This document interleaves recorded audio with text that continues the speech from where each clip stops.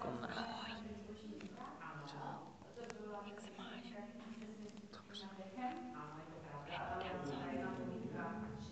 Jo. To byla fakt jako dlouhá odpověď. Jako odpověď by si chtěla. Další.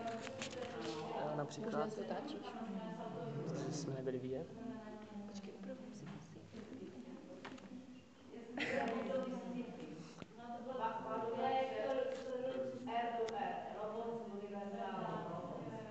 Počkej.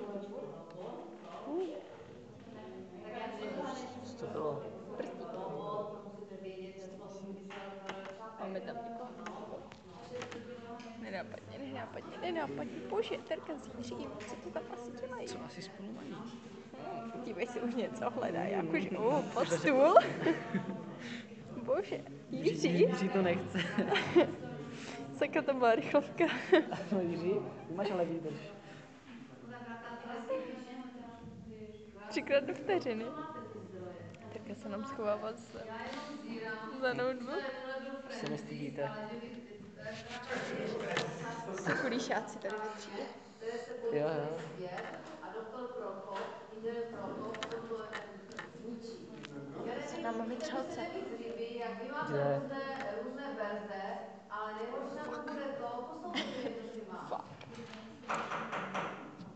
Dávejte trochu pozor. Mates, neštědejte ty mobily a to poslouchejte mě. Víte, co bude trapas? Vy obhajujete knihu, kterou jste četli. Neznamená, že ty jsi to od někud obstala blbě, jo? Vy tam Četli budete jste to? vraždění. Četli jste? Ne. Viděli jste knihu někdy? Řeknou, co tam Knihu ne. takže klad tam ty obduků, no, ale jestli odtřeba, Knihu ne, ale film jsem viděl. Jak se neviděla. Filmy možná. Ne, ale tuším. Já myslím, že stejně nejsem Děláme slyšet, reklamu ale na nevadí. Snickers? Naopak. Kupte, je to za 8,90. A za čtvrt. Snickers jen za 8,90. Může být vaše. Vyvolávací cena. I zadarmo. Teď už ji dávám zadarmo. Za 8,60. Masové vraždy byly v Srpenici v Srbsku. Trošku za blázna. Potom nemluvíme o masových vraždách. Hromadné vraždy... Nikdo nechápe, co se děje. Hromadná vražda... Jak by taky chápal. Nějaký činíte někoho zavraždí... Počkejte, jak to mají říkat, no? 3 minuty. Matias. Nepůjčím, mám 1%, teď se mi vybije. iPhone. Co lžeš, vole? 4S. Ale to není iPhone, vole. Tady je iPhone. Kde? Tu? Tady. To není iPhone. To je iPhone. To je iPhone. iPhone. A co je tohle? To je můj nos.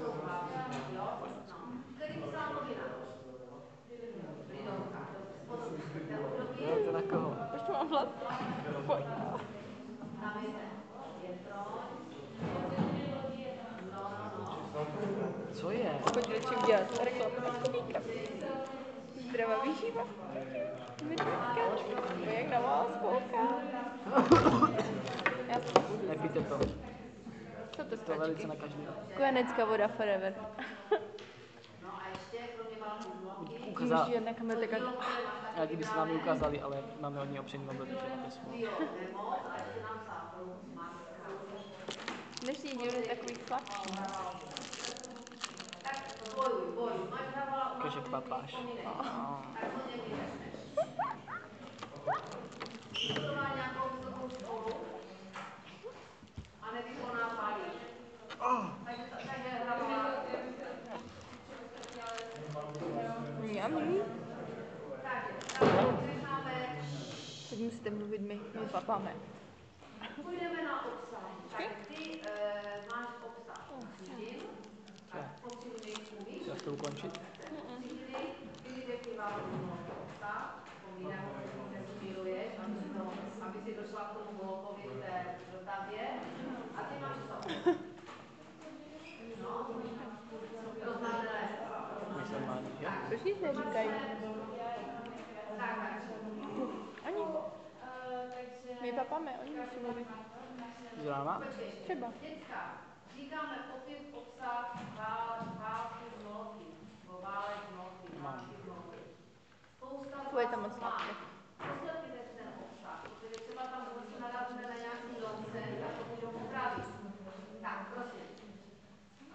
Takže, jak se tam pravda, přivedem sfér,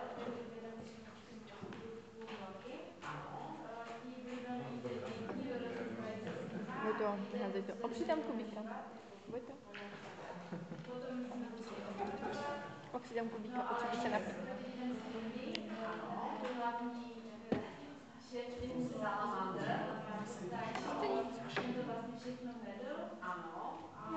Vojto.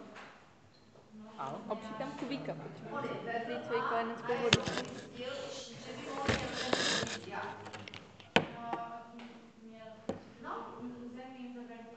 Ano, zabrání mělčin, to znamená, že měli plán, jako že budou třeba Holandsko, že budou, že jako, a začali jdem klást co? Podmínky, že jestli tedy jim neudělají nějaký ústupek, tak tu zemi budou postupně zmenšovat, že? Co nám to připomíná? Fašismus, jednak čím? Ano, co udělal Hitler? Co to je?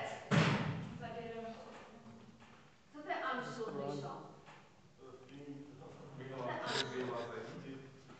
Anschluss Rakouska, co to bylo? Anschluss je zabrání. A já tady mluvím s Kristýnkou o tom, že válka z bloky je vlastně podobná fašistické myšlence, že? Co to znamená? Že v podstatě ti moci vyrovnávali čím? Když nás nebudete poslouchat, tak my vám zaplavíme území. Co dělal Hitler? Když nebudete poslouchat mě, tak já zaberu vaše děcka. Co tam chcete 15 minut vykládat? Když se s tím hotoví za 3 minuty. Vojto, a tady se akorát otevírá prostor, aby komise se do vás začala strefovat a zjistila, že už nemáte přečtené a že máte přečtené z nějakých internetových zdrojů. Takže proto to tady říkáme a opakujeme, abyste o tom mohli mluvit. No dobře, tak co dál? Takže vyhrožuje, jak to pokračuje dál? No, nakonec.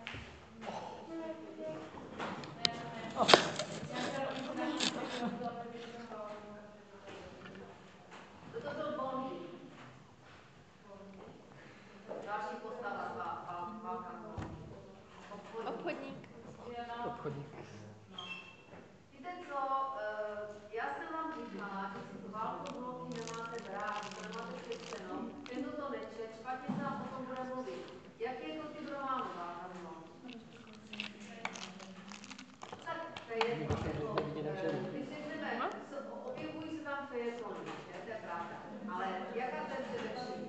Může mluvit, chodit, diskutovat?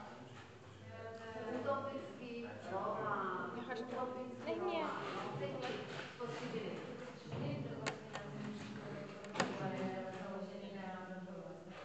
Prostě na to čeká na mě. Tam byl můj kolega. Tam to jela asi. Proč mě sleduje? Dívej.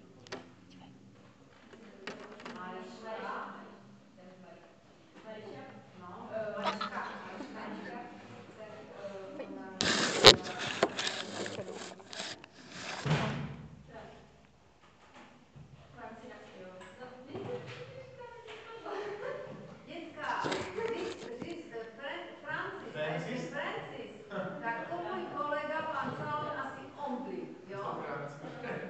Francis. Takže má Franci nám ticho.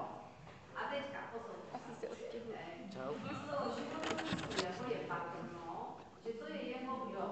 Vždyť já? Ty podřížiny vypráví kdo? Autor. No, takže a ten Franci je kdo? Je to jeho otec?